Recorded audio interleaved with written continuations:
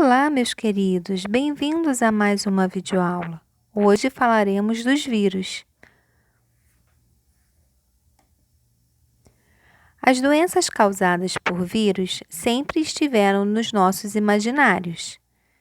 Vide transformações de pessoas em zumbis, em jogos de videogames, séries de TV e filmes.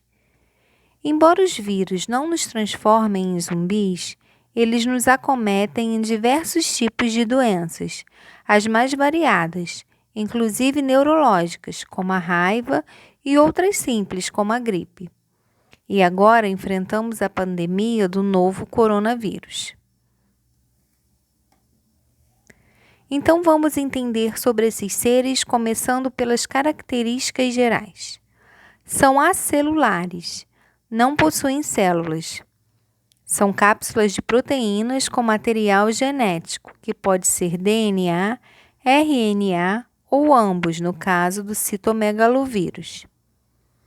Não possuem metabolismo próprio, então, para que ele consiga reproduzir, necessita entrar em outra célula, a célula hospedeira, e por isso, os vírus são chamados de parasita intracelular obrigatório.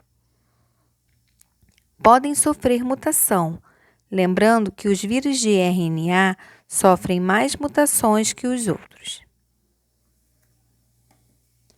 Mas depois dessas características, você deve estar se perguntando: mas então, os vírus são seres vivos ou não? E eu te respondo: ainda não se tem um consenso entre os cientistas, e os argumentos que sustentam as duas vertentes são: os pesquisadores que não consideram os vírus como seres vivos alegam que eles são acelulares, e essa característica contraria a teoria celular, que todos os seres vivos são formados por células. Os vírus não apresentam potencial bioquímico, que possibilita a produção de energia metabólica. Assim sendo, os vírus não são capazes de respirar e alimentar-se. Já os pesquisadores que afirmam que os vírus são seres vivos defendem: os vírus realizam atividades complexas, como invadir células e causar doenças, atividades complexas demais para um ser abiótico, não é mesmo? Presença de material genético, RNA ou DNA. A presença desse material indica que esses organismos são capazes de transmitir suas características aos seus descendentes. Capacidade de evolução, ou seja, sofrem alterações ao longo do tempo, uma característica importante, uma vez que admitimos que os seres vivos mais bem adaptados sobrevivem no meio.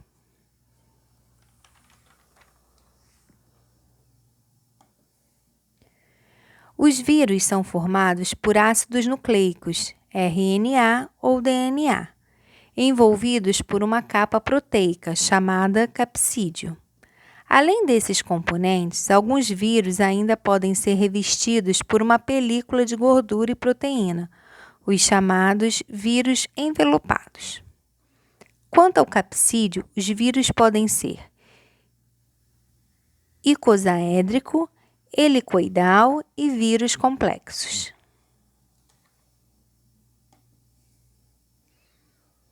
Lembre-se, os vírus podem reproduzir-se apenas em células hospedeiras. Eles se reproduzem de maneiras variadas, mas geralmente passam por algumas etapas básicas. Absorção. Ocorre a interação entre a célula que será parasitada e os vírus, formando ligações entre os seres invasores e os receptores na membrana da célula. Penetração. Acontece a entrada do vírus em sua totalidade ou parcialmente na célula. Desnudamento. O ácido nucleico dos vírus é liberado no interior da célula, separando-se do seu capsídeo. Replicação. Material genético é duplicado e ocorre a síntese das proteínas necessárias para formar o capsídeo. Montagem. acontece a organização das estruturas formadoras do capsídeo e do material genético. Liberação. Ocorre a lise da célula e a liberação dos vírus.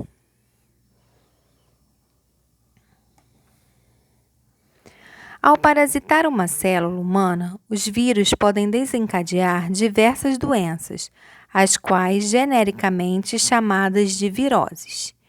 Entre as principais doenças causadas por vírus temos AIDS, dengue, febre amarela, zika, chikungunya, gripe, poliomielite, sarampo, hepatite e a síndrome respiratória aguda grave. A doença que tem sido motivo da nossa quarentena. A síndrome respiratória aguda grave é causada pelo coronavírus. Mas essa pandemia está sendo causada pelo Covid-19, um novo coronavírus. Mas lembre-se, existem vários tipos de coronavírus. Esse de agora é apenas um deles.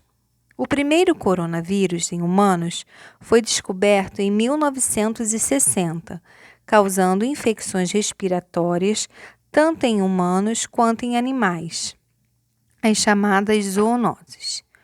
O coronavírus é um ribovírus, ou seja, de RNA. E lembrando o que falamos no início dessa aula, os vírus de RNA sofrem mais mutações que os outros. Eles são envelopados com espículas de glicoproteínas, que são utilizadas para fixação nas células do sistema respiratório.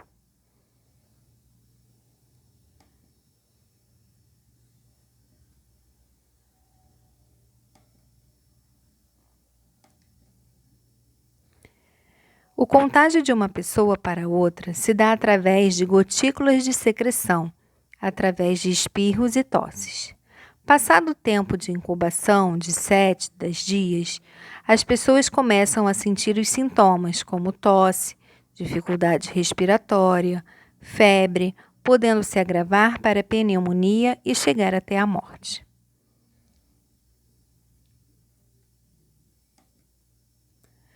Para a prevenção do coronavírus, temos que evitar o contato físico. Então, por favor, fiquem em casa. Lavar bem as mãos com água e sabão.